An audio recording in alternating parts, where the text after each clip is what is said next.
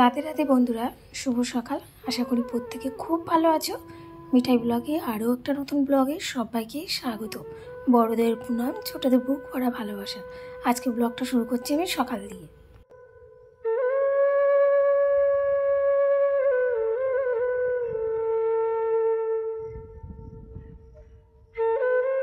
আজকে ঘরটা না একটু বেশি নোংরা হবে, কারণ যে জামা প্যান্টগুলো মেশিনের ওপরে দেখছো ওগুলো সব নিচেই নামানো ছিল।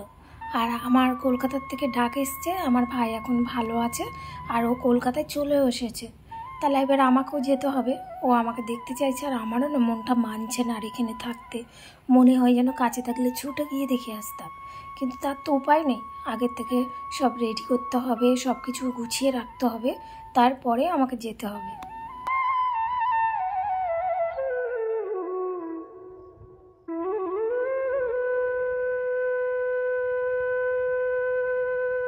এই ব্যাগগুলো মেশিনের উপরে তুলেছিলাম, ওগুলো যখন মেশিন চালায় নিচে নামিয়ে দিই। এমনি তো এখন আর অর্ডারের কিছুই নিই না, কারণ সময় পাই না। সেই জন্য নিয়ে বেকার ওই রেখে দেবো আর সবাই মুখ করবে, কিন্তু যারা না শোনে তাদেরগুলো নিতে হয়। তো ওইগুলোই ওপরে তুলে ভালো করে ঝাড় দিয়ে দিলাম। কোনো সময় এত নোংরা বেরায় না, কারণ ওই ব্যাগটা সরালে তো কাপড়ের টুকরো মুকরো থেকে যায়। ওগুলোই একটু বেশি হয়েছিল।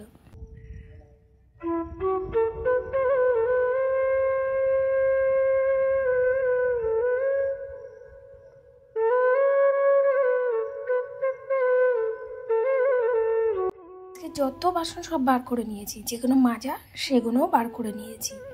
আর এগুলো ভালো করে মেজে মুছে রেখে দিতে হবে। আমি গেলে না আবার চট করে আসতে ইচ্ছা করে না। জানি না এবার অবশ্য কতদিন থাকবো, কিন্তু এইগুলো ভালো করে মেজে রেখে গেলে আমারই ভালো, কারণ নইলে আবার এসে আবার খুব কষ্ট করতে হবে।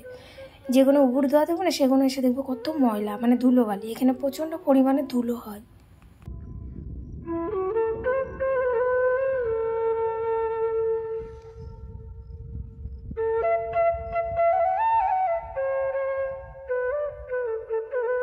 কথা বলতে বলতে বাসনগুলো আমার সব মাজা হয়ে গেছে।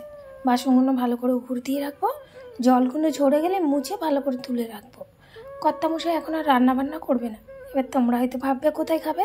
সে খাবে মায়ের কাছে।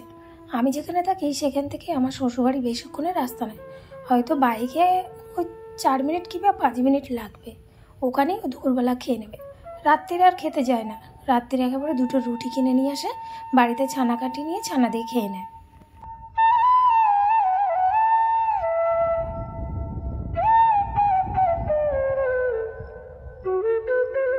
অন্যবারে যখন বাপের বাড়ি যাওয়ার কথা শুনি, 1 সপ্তাহ আগের থেকে আনন্দ, সে কি হাসি আমার মুখে। কিন্তু এবারে যখন যাব শুনলাম, তখন মনটা না খুব খারাপ লাগছে।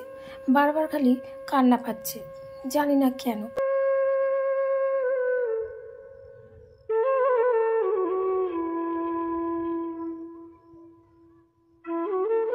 বাসনগুলো ভালো করে ধুয়ে উপর দিয়ে এসেছি, পরে মুছে নেব।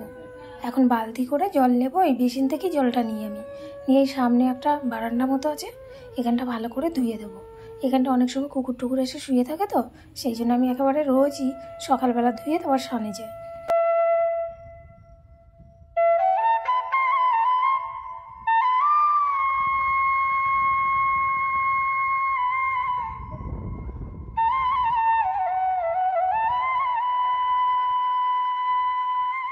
কাজগুলো অবশেষে সব শেষ করতে পারলাম। এখন সোজা চলে এসেছি বাথরুমে, কিছু কাচাকুচি করব।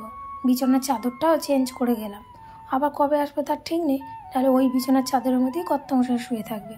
আর ওর একটু আবার র্যাশ বেরোনোর ধাত আছে। আমরা যেখানটায় থাকি সেখানটা আশেপাশে ঘর হয়নি খুব একটা, এত গাছপালা, প্রচণ্ড পরিমাণে পোকা হয়। সেই পোকাগুলো না এবার জানলা খোলা থাকলে ঘরে চলে আসে। সেই কারণে ওর র্যাশটা বেড়ে, আমি ওই জন্য ভাবলাম একটু পরিষ্কার করে দিয়ে যাবো। আবার যখন আসবো বাপের বাড়ির থেকে তখন আবার চাদরটা তুলে দেবো। সব বিছানার কভার টভারগুলো একেবারে খুলে দিয়েছি।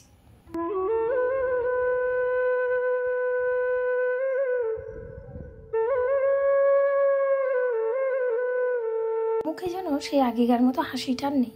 ওই যে বললাম বাপের বাড়ি যাব বললাম, তারপর থেকে যেন কেমন একটু ভেতরটা হচ্ছে, মানে না আমি বুঝাতে পারছি না কাউকে বলতে পারছি। কর্তামশাই বলছে, কি ব্যাপার এবার একদম চুপচাপ হয়ে গেছে, মুখে হাসি নেই।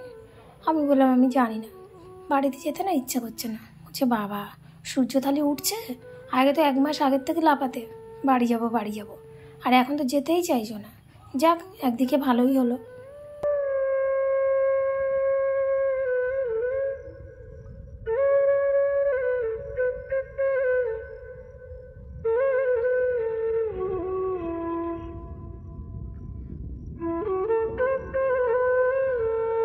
কলকাতাতে তো আমাকে যেতেই হবে। ওই যে বললাম, ভাই এসছে, আর বোন না একা পারবে না। বোনের আবার একটা ছোট্ট বাচ্চা আছে। তোমরা অবশ্য অনেকেই দেখেছো, যখন বেবি হয় তখন শেয়ার করেছিলাম। এখন অবশ্য অনেকটা দিন পর যাচ্ছি, এখনও 5.5 মাস। যখন বোন ভিডিও কল করে ওর সামনে দেয়, তখন এমন করে মনে যেন ফোনের ভেতর থেকে আমার কাছে চলে আসবে। এখন অনেক দিন পর যাচ্ছি তো, দেখি আবার কি করে আমাকে দেখে।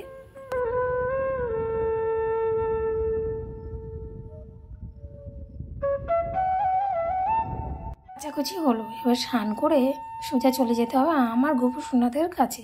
দেখো দিব্যে ঘুমাচ্ছে ঠ্যাং তুলে 2 পায়ে। তো এখন ওদেরকে তুলবো, আর অনেক আদর করে তুলতে হয় ওদের। এতটা আদর করে মনে ছোট্ট মিঠাই রানীকেও তুলি না। সেই জন্য তো ভারী রাগ করে যে দাদাদের সবসময় ভালোবাসো, কই আমাকে তো এরকম আদর করে বলো না, বুঝিয়ে বলো না। বড্ড অভিমান ওর দাদাদের উপরে। যাই হোক, বাচ্চা তো এখন, হয়তো যখন বুঝবে তখন আবার ঠিকই।